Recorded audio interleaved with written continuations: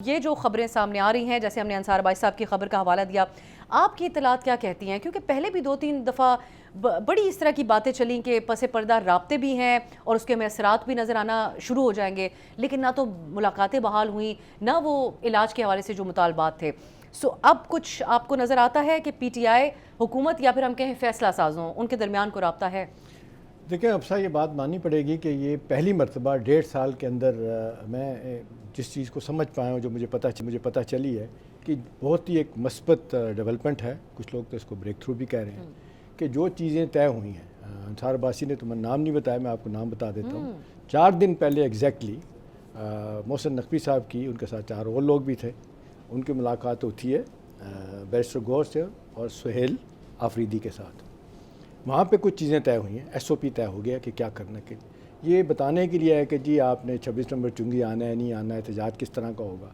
देखें, ये कहा गया है कि जी अगर आप ये चाह रहे हैं कि सारी की सारी बातें आपकी मान ली जाएँ, तो दूसरी तरफ आप क्या समझते हैं कि इसी तरह ही सारे मामला चलेंगे।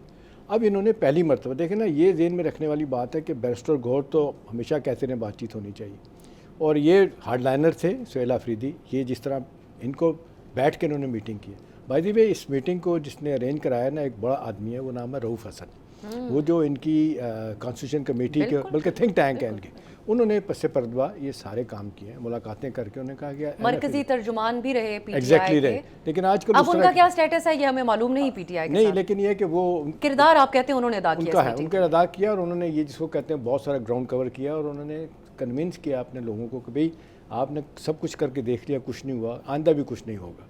अब जिस तरीके से सुहेल आफरीदी जैसे लोग इस बात को समझ पाए हैं कि ये वन साइडेड एहतजाज, एक मुद्दत से हम कह रहे हैं 10,000, अलीमा बीबी कहती है बंदे लेके आए डाला जेल, 100 बंदे भी नहीं होते, वो बात नहीं बन रही, क्योंकि हुकूमत ने बड़ी सख्ती की है। और वो यही कहते हैं कि बाहर निकल के आप इस तरह की बातें करते हैं, आप अफवाज पाकिस्तान, फील्ड मार्शल, बाकी लोगों के बारे में बातें करते हैं, और वो ज़्यादातर बातें गलत होती हैं जो कही जाती हैं, और तर्जमान जो बाहर आके कहते हैं कुछ और बातें कर रहे होते हैं। अब ये जो तय हुआ है उसमें तय हुआ है कि जी ठीक है, फॉर द टाइम बिंग आप इसको गो स्लोवर पे जाएंगे, उन्होंने कहा जी जाएंगे।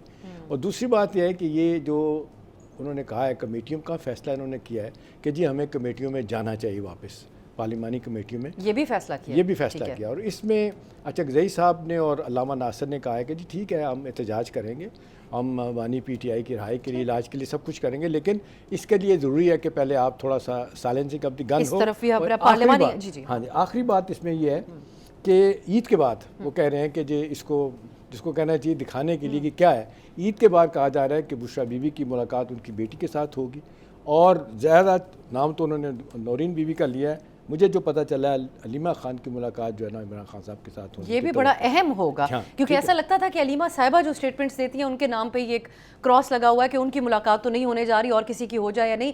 माजिद निज़ामी साहब, ये डेवलपमेंट्स आपकी नज़र में कितनी इंपॉर्टेंट हैं कि बातचीत होना, जो एहतशाम साहब की खबर है जिसको मोहसिन नकवी साहब लीड कर रहे थे, और फिर क्या आपकी नज़र में जो PTI एहतजाज की अब बात कर रही है, या फिर मुत्तहिदा अपोजिशन जो बात कर रही है, ये इसने को प्रेशर बिल्ड किया है, या फिर हुकूमत को अब खुद भी एहसास है कि कब तक नज़रअंदाज किया जा सकता है इस मामले को?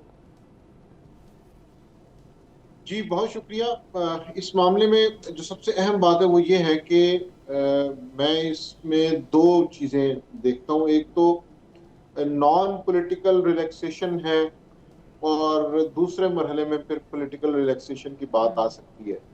बुनियादी मसला ये है कि तहरीक इंसाफ में ये रियलाइजेशन पहले भी थी, और उसमें वक्त के साथ साथ इजाफा हुआ है कि अभी हमने मुकम्मल 2 से 3 साल मजीद गुजारने हैं।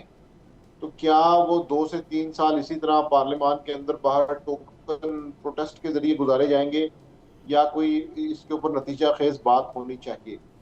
तो ये जो एहसास है ये एक तो जोर पकड़ रहा है। दूसरी बात ये है कि इस सारे मसले के अंदर इमरान खान की सेहत से मुतल्लिक और मुलाकातों से मुतल्लिक जो मामलात हैं, उन पर जो बात हुई है उससे ये लगता है कि तहरीक इंसाफ भी इस वक्त किसी लार्जर एजेंडे के लिए फिक्रमंद नहीं है। जिस तरह पहले मुतालबात बड़े बड़े भारी भरकम आते थे, जिसमें इलेक्शन 24, इलेक्शन कमीशन, अगला इलेक्शन, सीट्स का मसला, वो सारी चीजें डिस्कस होती थी, लेकिन ये सारा कुछ नैरो डाउन होकर तो अब इमरान खान और बुशरा साहिबा की सेहत तक महदूद हो गया है। तो ये वो इंडिकेटर है जिसने तहरीक इंसाफ को रियलाइज करवाया कि अब मामलात बहुत ज्यादा तब्दील हो चुके हैं। इस सोच की वजह से ये मामला आगे बढ़ रहा है। और इसमें सबसे दिलचस्प बात जो मुझे लगती है वो ये है कि सुहेल आफरीदी को इसमें इसलिए शामिल किया गया है कि तहरीक इंसाफ पर जो एक इल्ज़ाम आता है, और वो जो किसी हद तक ठीक भी है, कि कहीं से कोई बातचीत होना शुरू होती है तो इनकी जो सोशल मीडिया ब्रिगेड है या जो उकाब सिफ्त रहनुमा है वो एक ऐसा माहौल बनाते हैं और इसे गुनाह करार दे देते हैं।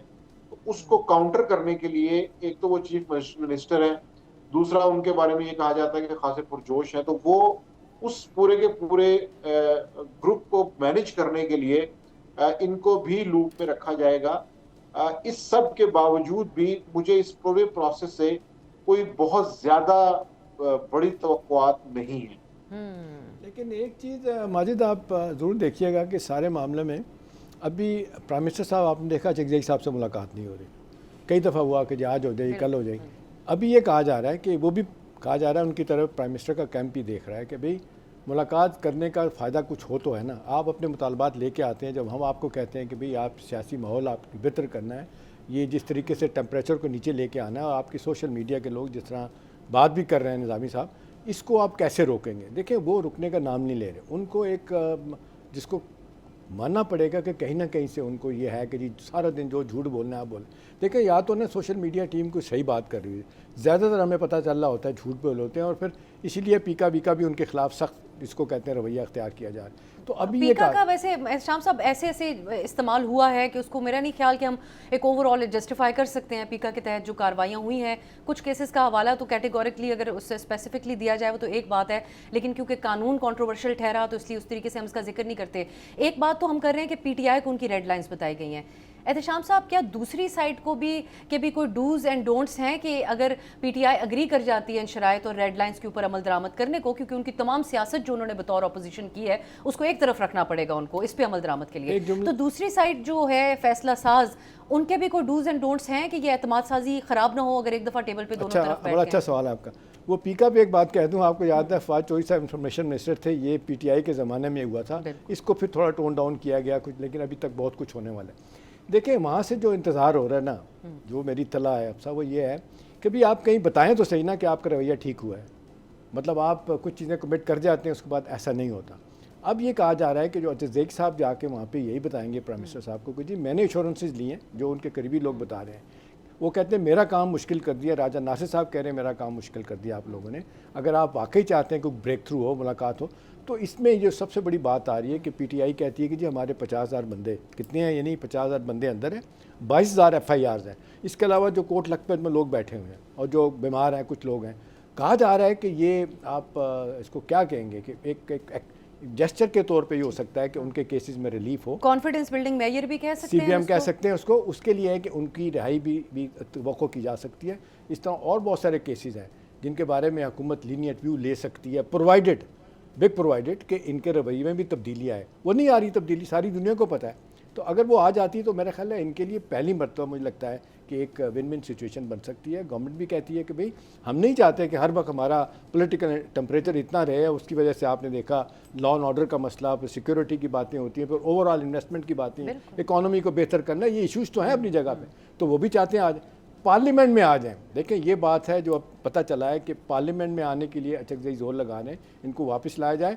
और प्राइम मिनिस्टर की मीटिंग से पहले कहा जा रहा है कि ये एश्योरेंसेस देंगे कि पार्लियामेंट्री कमेटीज में आ जाते हैं, तो आप समझते हैं कि ये एक बड़ा अहम इंडिकेटर होगा कि मामला अब बेहतरी की तरफ जा रहे हैं। सब्सक्राइब करें और बेल दबाएं ताकि कोई खबर रह न जाए।